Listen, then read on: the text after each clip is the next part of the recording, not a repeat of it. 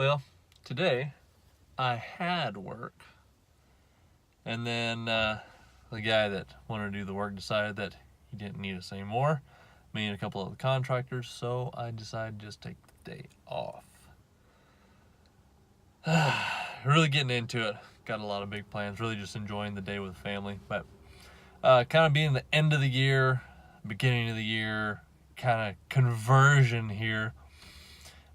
Figure I'd do a quick over breeze or overdraft of kind of what happened with me specifically in 2018. A lot of you guys that just started following me don't really kind of know my backstory as much. A lot of you that have been following don't know how much happened to me even before I started doing these daily videos. Guys, just to start it off, I started this September 2018. September 5th was, I believe, the first day. It was the first video I put up. Started with nobody on YouTube, 0, big old goose egg. Had like 112 on Facebook and 0 on Instagram. As it stands today, a little report card. I'm about 830 on YouTube. I think I just topped 24,000 followers on Facebook, and somewhere around 650 to 700 on Instagram.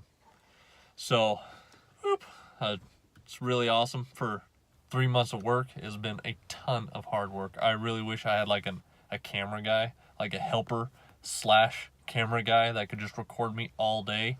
And you guys would be able to see how much I'm having to work on my actual business and then work on this social stuff and trying to help as many people as I can. I kind of split down 2 crowds. I'm helping some of you. I'm helping with getting into welding because you're interested in it. Others I'm helping, you've already been welding for a long time and you're trying to get into a welding business as your own. So those are kind of 2 aspects. One, I've got a lot of years in welding. I've done for quite a while. Building business side, I'm actually teaching you as I go. It's kind of all these videos have been cataloging my experience. So starting out 2018, finished up the year 2017. Didn't want to travel anymore. My wife got to the point, I told her to tell me when it got to that point, when she was done with me traveling, and that was the end of last year. She said, all right, I'm done with you, flying up to Alaska 2 months at a time and only being home for 2 weeks. We got a couple kids now. It's just kind of getting to the point. Grayson's really starting to freak out whenever you leave. I'd leave on the airport. A horrible story of that at one time when I left out. He just lost it and was screaming after me. My wife had to drag him out of the airport, and she felt like she was, kidnapping her own son. People were looking at her all funny. So that's what started the whole commotion of it. Was like, all right, let's start doing something new. So we were batting back and forth on kind of what I wanted to do. It was like, can I start something new? Can I start something fresh? I've got so much time and experience in with the union, specifically pipe fitting and welding. What can we do? I really love to motivate. I love to speak, but there's not really a whole lot of money in that, obviously. You can't really provide for your family in that. It's like, all right, the obvious choice is just have to go with what I'm good at, what I'm skilled at, and that was welding. So decided to start up the Welderbeast, mobile welding. In January is when we were talking about it. So I was getting all things put in a row. All the stuff involved with getting started with the business. I was going to have a name like, precision welding or exact welding, preciseness. I don't know, something real critical, really cool. But my brother's like, well, that's probably the lamest thing I've ever heard. I was like, wow. And that's why I love my brother. He's the exact opposite of me. So you got to have, metal sharpens metal. Or iron sharpens iron, however you say it. So we go back and forth, and I get my best ideas when we're arguing, which is our conversations most of the time. So he's like, no, you need to do something. I was like, well, I saw a couple fun ones, like Welderbeast or something. He's like, that's awesome. So you actually have my brother to thank for Welderbeast. From there, I went and had the logo designed. It was designed from scratch. I own all the copyrights to it. It was designed specifically for me. There is no logo out there like it. It's unique. Loved it. Was super stoked with it and ran with it, and you guys now know me as the Welderbeast and my logo, the Welderbeast. So Welderbeast was born February of this year. I think it was February 12th. I got my general liability insurance. I got my business license. I got my truck with my commercial licensing on the truck. I bought my welding machine. I mean, I did everything, guys.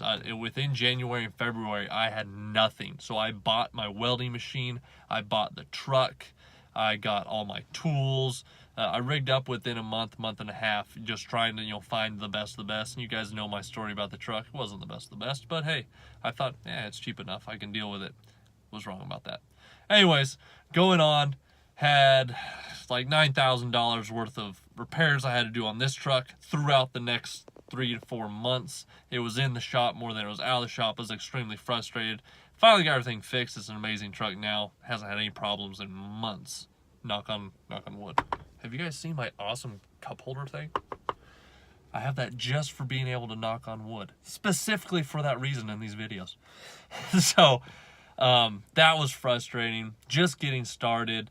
Had an amazing opportunity to run with a couple general contractors, and that really kind of got me going, and landed a really cool gig out at a lumber mill that I've been running for most of the year. It's a maintenance contract. I do repair work on industrial machinery at a lumber mill near me here, working Friday, Saturday, and Sunday. All 3 of those days are 12-hour days, and then anything that comes up when they have a shutdown or something, we get extra days on that as well.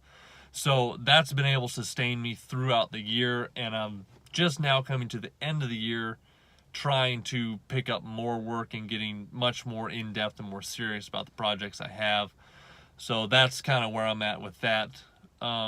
Things kind of started slowing down, and I didn't really know why I started actually recording everything in September 5th was the funny story. The end of August was...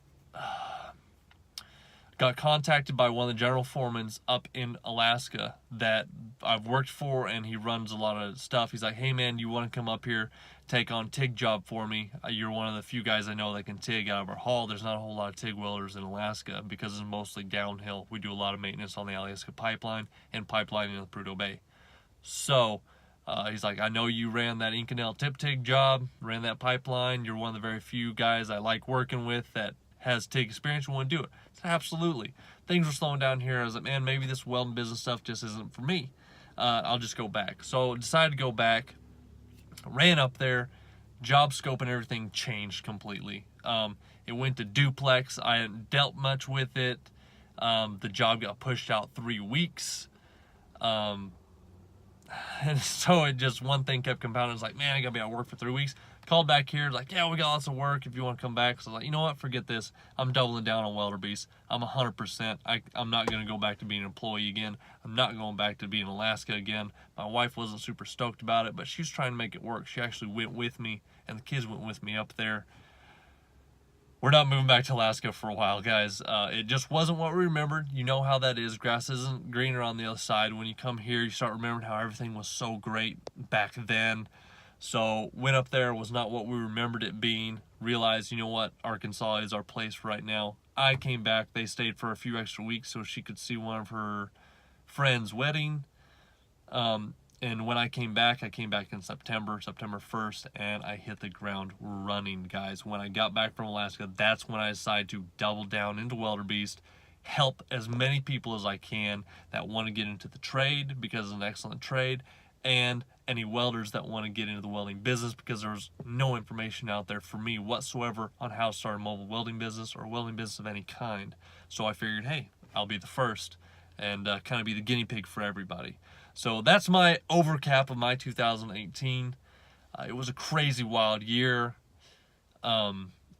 Yeah, there's so many things that happened. I think, man, I can't believe the year's over. But then again, I think back of everything that happened, like, man, this was a long year. So super stoked about 2019. I know this was a long video, but I hope you guys are all caught up for this year, for the 2018 year. And I hope you guys keep following me for 2019 because I think it's going to be really awesome where we go. Me specifically. If you guys are here, I hope you grow with me.